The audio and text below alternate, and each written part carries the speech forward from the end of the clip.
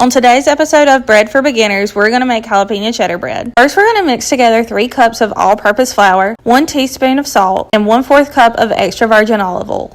Then we're going to add in our activated yeast. And to activate the yeast, we're going to mix together 2.5 tablespoons of dry active yeast powder, 1 tablespoon of sugar, and 1 cup of warm water. We're going to let that sit for about 15 minutes before we add it into our dry powder. Once everything's added in, we're going to mix together until we have a dry, shaggy dough. I'm going to spread out some flour on some parchment paper so that we can roll and knead our dough. I'm going to roll the dough and tuck it under as I'm shaping it until I get it to the size, shape, and consistency that I want it.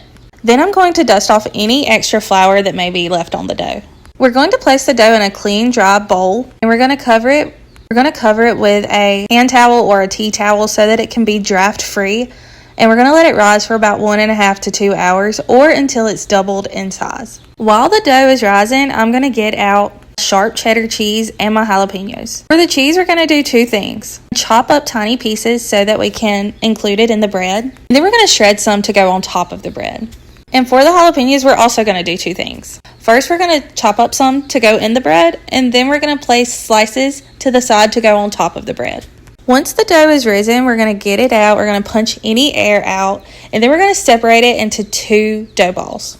That way we can make 2 mini loaves. As we're rolling and tucking, we're going to use those chopped up pieces of cheese and jalapeños to roll into the dough.